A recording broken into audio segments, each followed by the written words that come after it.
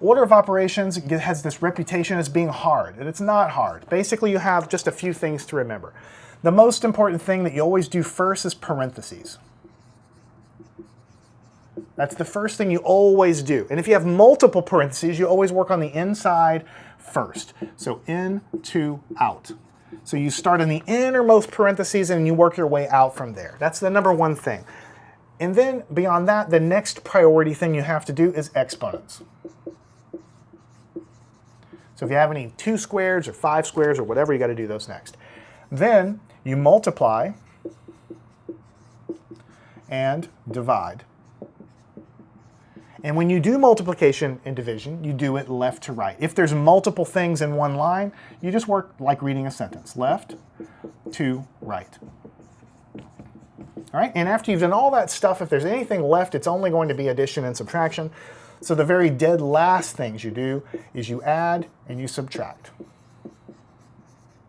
And again, if you have multiple additions or subtractions, you're just going to go left to right like reading a book. Left to right. All right, left to right. And we're going to get tons of practice with this. But just so we're all on the same page, you have to go parentheses, exponents, multiply, divide, left and right, add, subtract, left to right. That's basically all there is to it. We're going to get a lot of practice as we go. Now, the big thing that gets a lot of people is a lot of people don't remember, a lot of students don't remember how to add and subtract. When I mean add and subtract, I mean with negative numbers, with integers, right? That's where it gets difficult. Everybody can add and subtract. With integers, it gets tough sometimes. So really quickly, I'm going to write down some rules for adding those, and then we're going to work a ton of problems. So for adding, we have the following kind of rules. I'm going to do it in my little shorthand way. When you're at a positive number and you add it to another positive number, like 3 plus 4, you always get a positive number. Everybody knows that. So you add a positive to a positive, you always get a positive. Okay? When you add a negative to another negative number, that means on the number line you're already negative, and then you kind of add more negative to it, and you end up with something that's always a negative number. So positive, positive gives you positive. When you add them, negative plus negative always gives you a negative there. Okay? But the problem comes when you try to do something like add a positive to a negative number, like 3 plus a negative 5. Or if you have a negative and you're adding a positive number to it, like negative 7 plus 4, then it's difficult sometimes to remember what the sign is going to be. The sign basically can be either one. The sign might be positive or it might be negative. So when you have mixed signs like this, all you have to do is you subtract the numbers, ignoring the signs. First you subtract the numbers, and then the sign of the answer is the same as larger absolute value.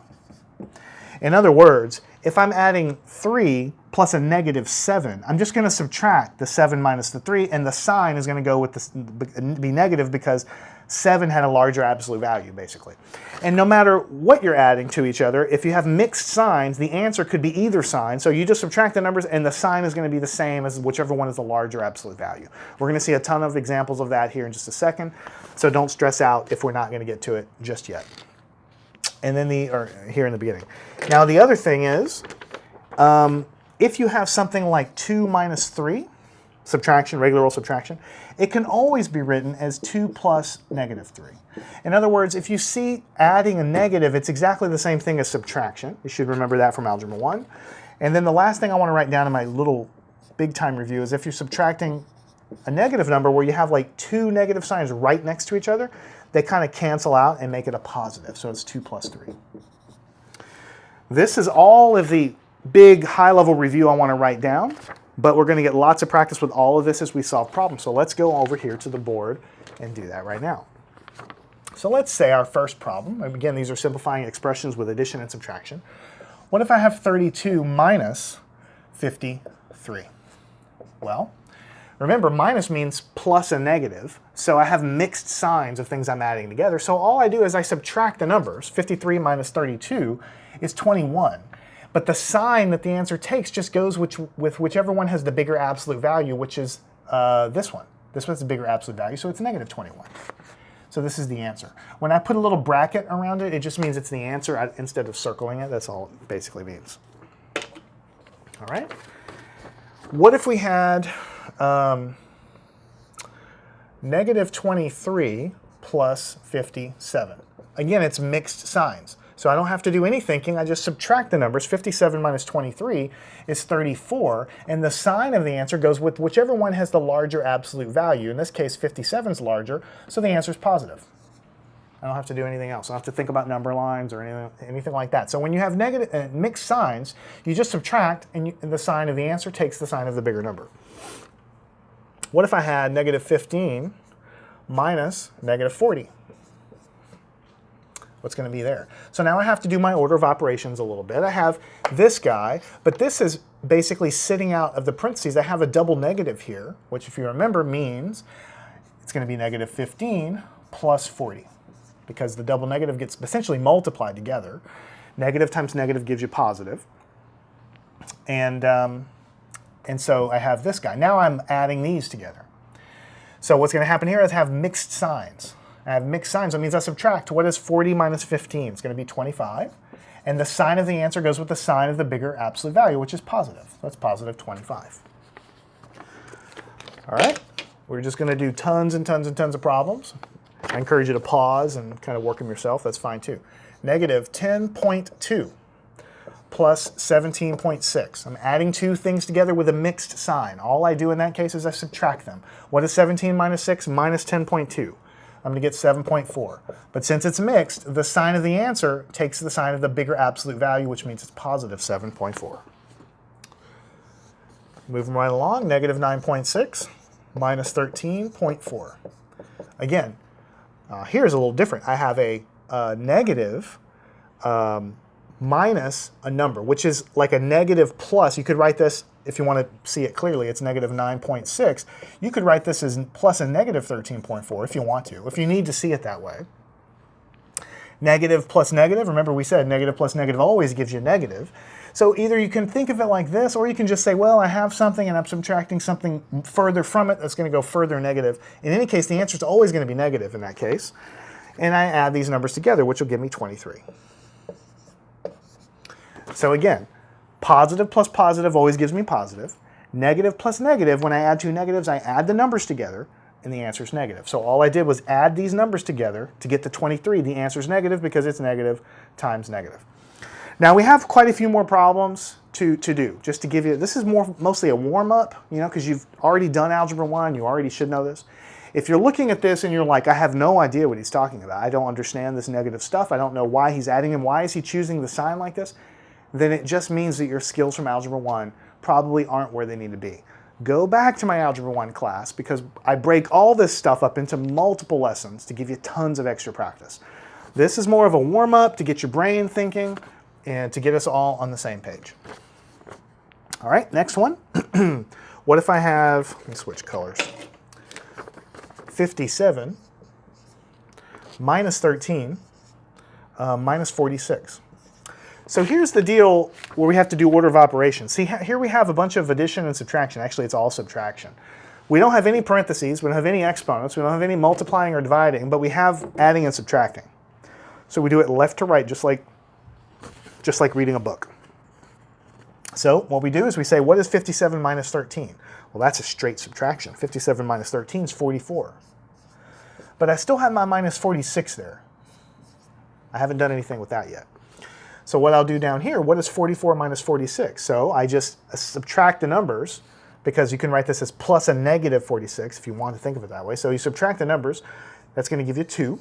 46 minus 44 is 2. The sign goes with the larger absolute value, so it's going to be negative 2. Just like that. All right. Next thing we're going to do, we're just going to get a little bit longer, essentially. They're not going to really get harder, they're just going to have more steps.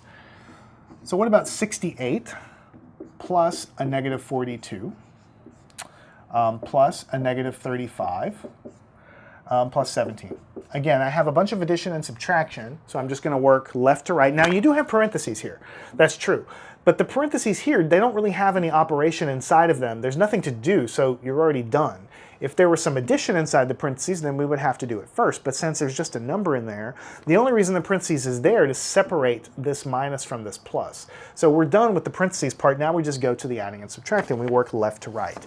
What is 68 plus a negative 42? We have mixed signs, so we subtract them. 68 minus 42 is going to be 26, and the sign takes the sign of the larger absolute value, so it's positive.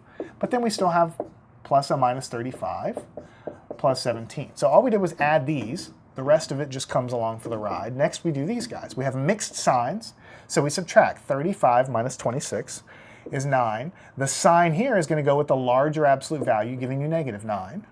The plus 17 comes along for the ride. Then you're adding two things that have mixed signs. Again, you subtract them. What's 17 minus 9? You get 8.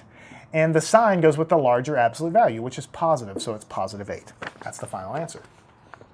So, again, left to right, I encourage you to do the first addition, carry the rest of the problem, then the next addition, carry the rest of the problem, and so on, so that you can see exactly, what you were doing. There's never any guessing as to what, you were thinking. All right, we just have a few more. What if we have 5 minus 2 minus 9 minus 4 minus 11? So now we have to go back to order of operations. The first thing we do is parentheses. We do what's inside of that first, then the exponent, then multiplying, then adding. So inside of this parentheses, we know we have to do that first. We have some subtraction here.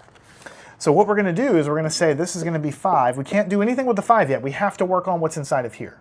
What is 2 minus 9? Same as 2 plus a negative 9. So you're going to subtract. 9 minus 2 is 7. So let's open up our parentheses and answer this question. 2 minus 9 is 7, but it takes the sign of the larger absolute value, so it's going to be negative 7. So we leave it inside of parentheses to deal with it later. Then we have a minus sign from here. What is 4 minus 11? Again, we just do the subtraction. 11 minus 4 is again 7, but in this case, we take the larger absolute value. 11 is a larger absolute value than 4, so it's actually going to be negative 7 inside of there. Notice how I did that. I kept the minus signs outside. I left the parentheses in place because now in the next step, what is 5 minus a minus 7? Well, you change this into plus, so we have plus 7 here.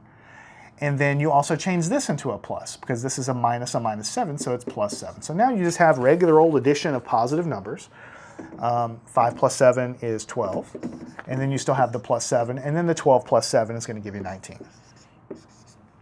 Very important to do every step separately, though.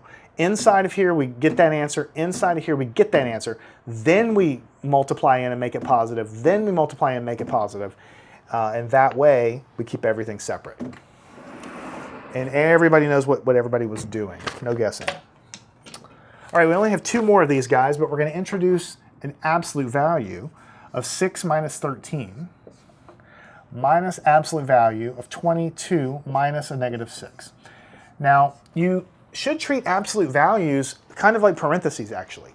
So they're grouping, it's grouped together. It has a function, of course. You know what the absolute value already is, but it acts like a parenthesis. So we go inside of here and we say, well, we're going to do this, and then we're going to have to work on what's inside of this also. So here we have what is 6 minus 13. We subtract them as usual. 13 minus 6 is 7. Sign goes with the larger absolute value, so it's negative. Then minus, what do we have here? We have 22 minus a negative 6. We're just going to write it as 22 plus 6 in the next step. We're not going to, the biggest mistake I see a lot of students do is they try to make a plus and then they do the addition in one step. I don't want to see that. I want to see this change into a plus. Then you have, we'll deal with that absolute value later, negative 7. Inside of here, let's handle what's inside, because remember, it's like parentheses. You do what's inside of there first. 22 plus 6, 28. Then, they're like parentheses. What is the absolute value of negative 7? You just take away the sign, make it a positive 7. This minus sign is on the outside, so he doesn't do anything. Absolute value of 28 is, again, 28. 7 minus 28. You have subtraction, so you subtract. 28 minus 7 is 21. And the sign goes with the larger absolute value, so it's actually negative 21. Learn anything at mathandscience.com.